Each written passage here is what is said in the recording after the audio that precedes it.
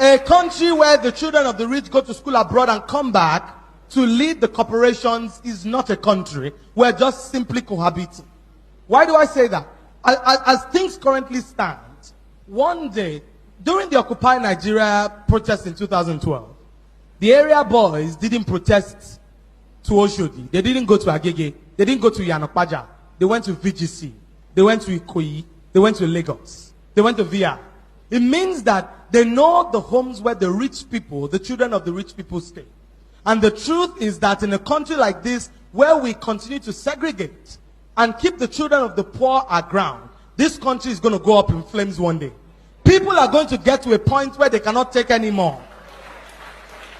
And people are going to get to a point where they cannot take anymore when we create a good is initiated. The devil takes advantage of it. The Special Anti-Robbery Squad, which is called SAS, was founded in 1992 to combat crime. They were specially trained to handle crime.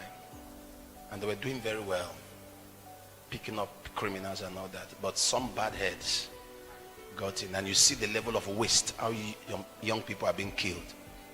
And youths are now afraid to even dress well. Yeah, because of some bad heads among the youths. Some internet boys have destroyed people's lives, defrauded people. So the good ones are now paying for what the bad ones have done.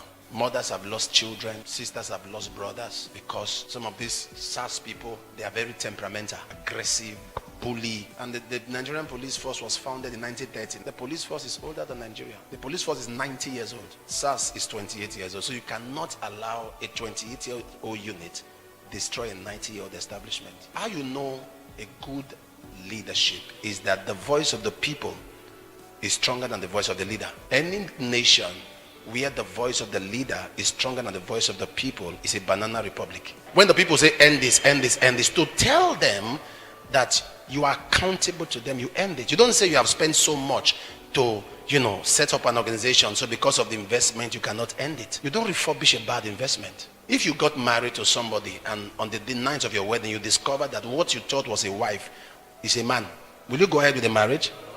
You cancel the marriage. So you end it.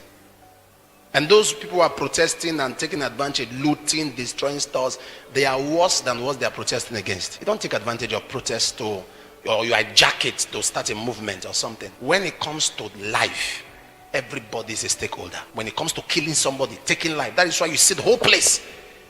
It's not about fuel price, it's not about electricity tariff, it's about life. So we are all calling the government that say, listen to the voice of the people. The whole world is watching to see if the leadership will listen to the people. So on behalf of all of those who have died, we are going to observe a moment of silence.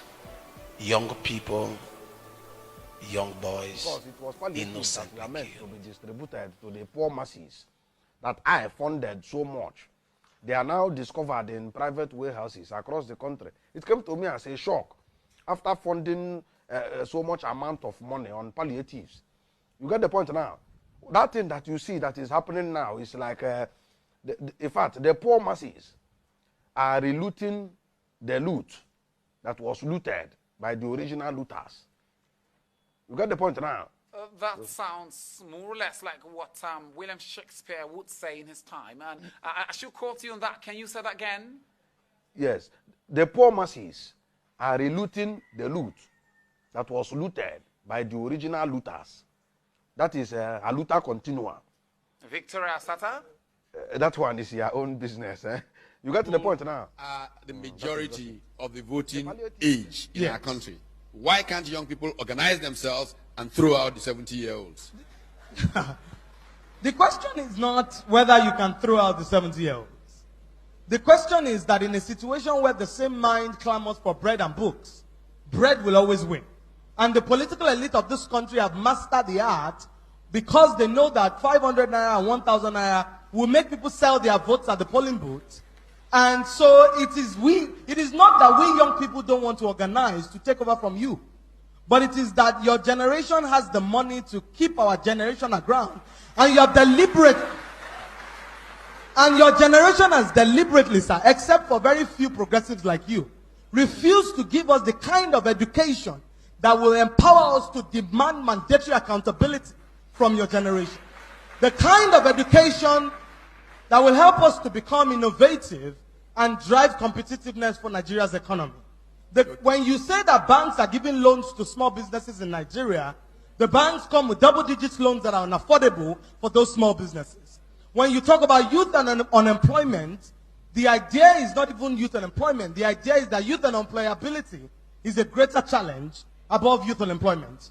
When you do not empower our generation to speak English so that we can get the right kind of jobs that will help us stand side by Singapore, Finland, and Canada, you deprive us of our fundamental humanity. I agree with you, don't worry.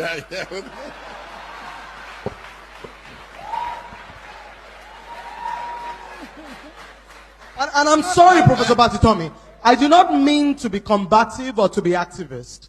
This is a platform for reasonable conversation. Absolutely. But I believe that young people like me get the opportunity to speak truth to power only once in a while. And I stand here for an entire generation. I cannot curry it for the old people. The policy makers, the captains of industry, the people who make decisions in private companies to sponsor reality shows and refuse to sponsor youth empowerment programs, they sit in this room. And it is therefore important that I put the voice of my generation on the agenda, because I know you people are That's the ones. That's why I started with you. I thank you. Give me a break. I started with you because I know that. Based on logistics, there are two categories of young people in Nigeria today. The first category, the educated, empowered, and privileged. The second category, the poor, the deprived, and angry young people, who form the majority of the youth population you refer to, and are the ones that have become the tools of trade in the hands of the politicians. So we, the young people who are educated and can make the type of decisions and understand where Nigeria needs to go, are in our minority. The ones in the villages and the bushes who don't have education, who are poor and angry, who become area boys, do not even have food to eat 3 times one day. Now, where do we go from here? How do we promote inclusiveness? Nigeria and Africa have to become entities that embrace consequences. What do I mean by that? Consequences, when we begin to punish bad behavior in Nigeria, when people steal our money and we put them in jail, Nigeria and Africa will become better countries. I'll tell you why, sir. In Singapore, under Lee Kuan Yew, a minister bargained with a contractor and took money and took bribe from him to give him a contract. When Lee Kuan Yew found out, the minister committed suicide and left a note behind that he would rather die than face the consequences Lee Kuan Yew will place them. In Nigeria, when people steal our money, we give them chieftaincy titles. When they steal our money, we give them doctorate degrees. Somebody said that the reason why rich people in Nigeria don't fund research is because there's no substance at the base of their wealth.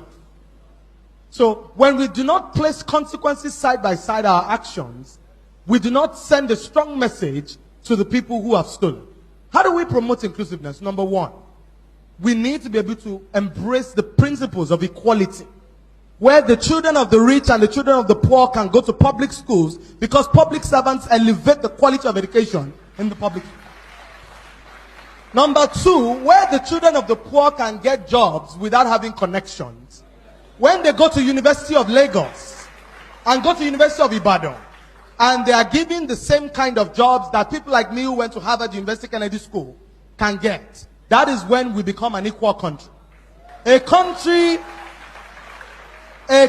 where the children of the rich go to school abroad and come back to lead the corporations is not a country. We're just simply cohabiting. Why do I say that? As things currently stand, one day, during the Occupy Nigeria protest in 2012, the area boys didn't protest to Oshodi. They didn't go to Agege. They didn't go to Yanokpaja. They went to VGC.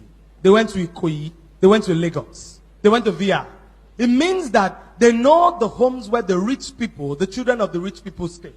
And the truth is that in a country like this, where we continue to segregate and keep the children of the poor at ground, this country is going to go up in flames one day. People are going to get to a point where they cannot take anymore. And people are going to get to a point where they cannot take anymore. When we create jobs, we cannot, within companies, We cannot decide that, for example, the children of the rich must be superior to the children of the poor. And as we continue to promote the ideas of diversity, of inclusion, of equality, right now we need to on move the forward streets and of think our about how nation, to strengthen young people are in the birth womb, the theater room, giving birth to a new Nigeria in the place of revival. And guess what? Our nation is about to miss a destiny opportunity if the leaders don't do the right thing. Let me tell you something. It may start as a protest, though. There is a Remy ghetto. Because these guys are already with that year. They're already entering that Remo. There is a Remy ghetto. Armored tank will fail. I'm telling you. Because this is not old school fight, oh. This is social media. The whole world is watching.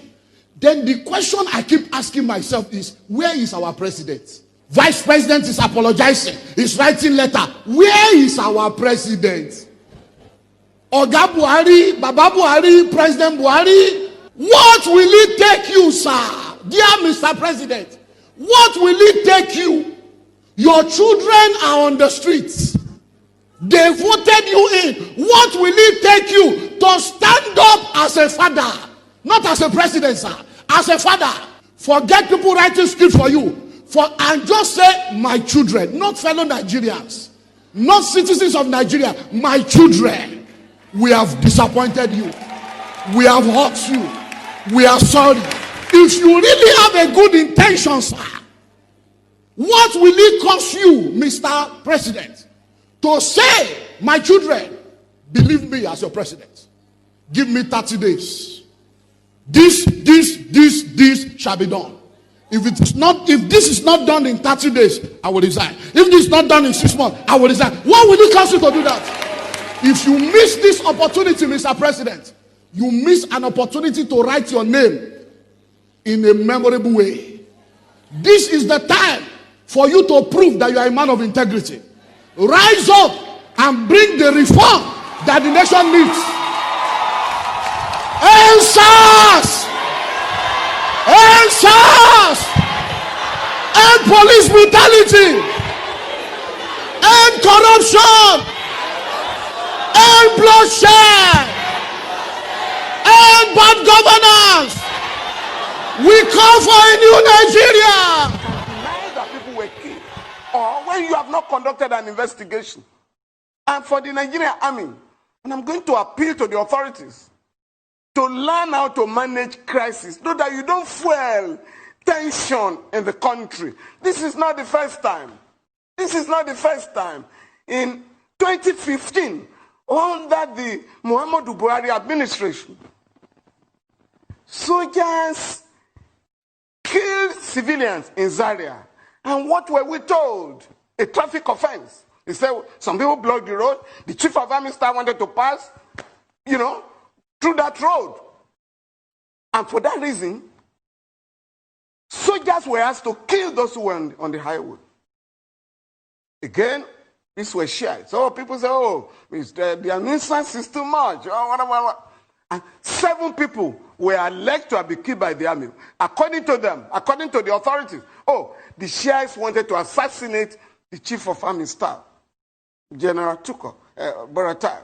But what happened at the end of the day? In a commission of inquiry instituted by the Kaduna state government, it emerged that 347 people, mostly women and children, were killed, mowed down.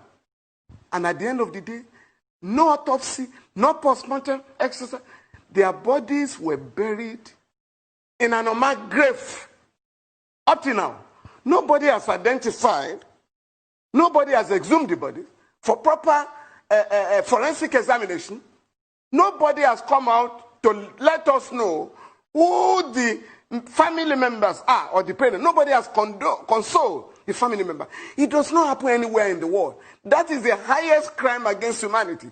So when the Lekki incident happened, I wasn't going to, as Cap just said, there has to be a thorough investigation. And we have begun.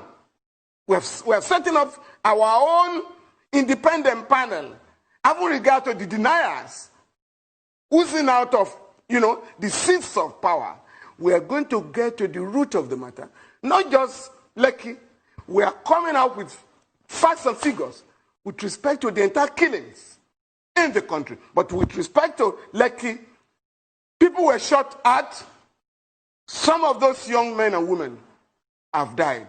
The facts will come out. And at that time, and that was why we made the statement, when the international community was being accused of, hasty comments and conclusions. We said, no, we hope the federal government of Nigeria will not be embarrassed colossally at the end of the day, at the end of the investigations. But please, let's insist, and you don't need to go and set up a judicial commission of inquiry. How many dead bodies are in Lagos? If you know other killings in the prisons, in the correctional center, Ikoyi Correctional Center, in Kirikiri Correctional Center, and we must now begin to interrogate. We must begin to ask questions. Why do we keep people in prison for years without trial, and you do not expect them to want to jump out of prison? Why do we send a big man to prison in what they call prison exchange? He doesn't get there. You have some young men. You get big men and women. They don't get to the prison. You have young men to go and replace them. So please, let us take advantage of this unfortunate, this tragic situation to go back to the drawing table and reorganize our society. You cannot prevent riots, even in the most advanced country. In 2011, you have the Tottenham riots in the UK. There were riots, there was looting. And many cities in the UK. That night, London alone lost properties worth about £300 million. In the United States, over the protests over the brutal killing of a black man, George Floyd. There were riots in 140 cities in America. Billions of dollars were lost in terms of properties and assets. Let so them know you are going to have put riots them there. And nobody can rule over you except you give them permission. The Nigerian youth are finding their voice and have come to understand that together, with one voice, we have more power than any government. And so we want to see every single member of House on the Rock lending their voice, not to attack government, but to demand reforms. And we are starting with the End SARS movement. We're going to make many more demands in all the irregularities and anomalies in public and civil service. And we certainly intend to challenge everything that is wrong in our nation. You owe it to your children. You owe it to your grandchildren. You owe it to the potential of this country.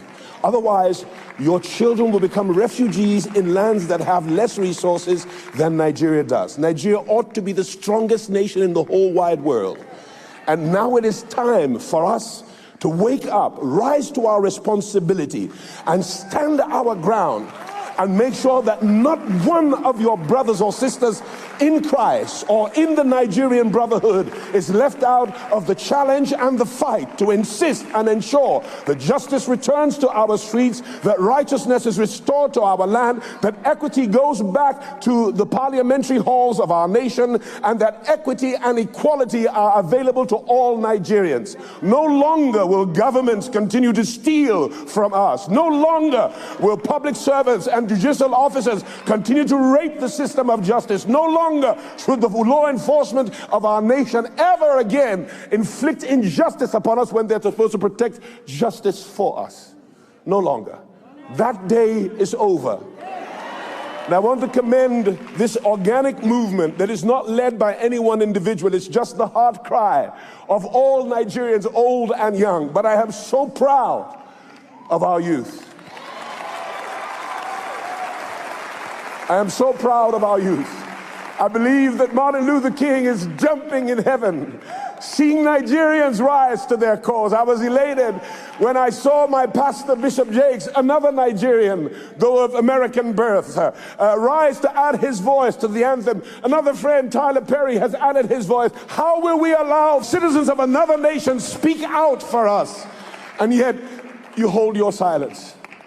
It's not the evil of wicked men that allows injustice to continue. It's the silence of good men and good women that allows the perpetrators of injustice to continue their wicked works. That day is over. Let's add our voice to the big anthem that now sounds with a unification to condemn the irregularities, the brutality, the extrajudicial violence to the citizenry. Let's add our voice to that anthem to insist that it stops from here forward. So it's a brand new day, it's a new dawn. It's clear what the agenda is. We need to fix Nigeria. We need to redefine public service. We need to end police brutality. We need to make this country a place where people can enjoy, can live, they can grow, they can flourish. Government exists for one reason, and that reason is to do right by the people, is to do what the people want. So there's nothing more important if you're in public office, if you're part of the ruling class. There's nothing more important at this point than to pay attention to the voices of the masses and respond accordingly. Nobody is more Nigerian than the other person. Public office, officer, governor, president, senator, whichever office you occupy in public space, it is in service of the people. There's nothing more important at this moment than to pay attention and do right by the people. Yep.